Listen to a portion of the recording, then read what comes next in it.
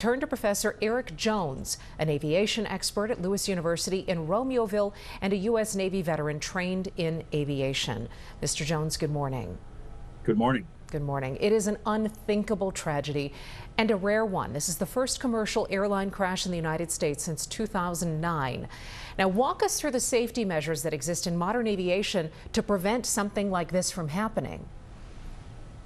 Well, I think there's a couple of things. The ecosystem is very dynamic in the Washington D.C. area. There's the Capitol building, of course, and the White House. All of those facilities have temporary flight restrictions on them at any given time.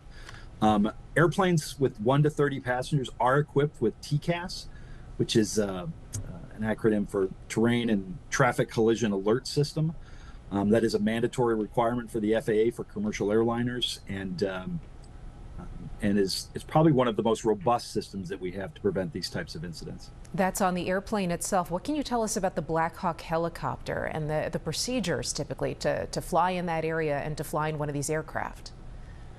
Yeah, the helicopter sort of operates under different rules, right? A helicopter, of course, is an Army helicopter. They even have different radio bands that they sometimes speak on, and those are different flight systems that they have on that Black Hawk helicopter. It also is, the commercial airplane is moving very fast. The helicopter typically does not go as fast as the commercial airplane does, but these incidents are extremely rare. But again, a very dynamic flight environment there in Washington, D.C. Well, how do these two types of aircraft typically coexist in the airspace above Washington, D.C.?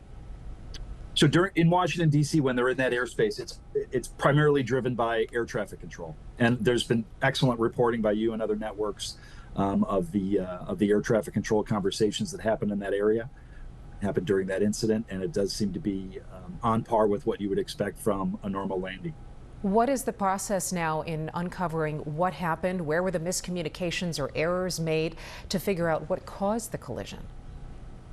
Yeah, so the NTSB is probably for sure is on site right now, and they are going through every detail and trying to accumulate as much data as they possibly can to make a meaningful evaluation, forensic evaluation of what happens in those instances. Of course, you never want to jump too soon to say what potentially could happen. I think the ultimate tragedy here is just the families and the people that were on those flights. It's a devastating loss for them, and we're trying to be respectful of those families as we move through this investigation. A devastating loss, and as we talk about this, sir, incredibly relatable. I think we can all put ourselves in the shoes of these families now that are just devastated by what happened. We appreciate your perspective and your expertise this morning. Thank you so much for being with us. Thank you. Watch breaking news on YouTube. Subscribe to ABC7 Chicago Eyewitness News.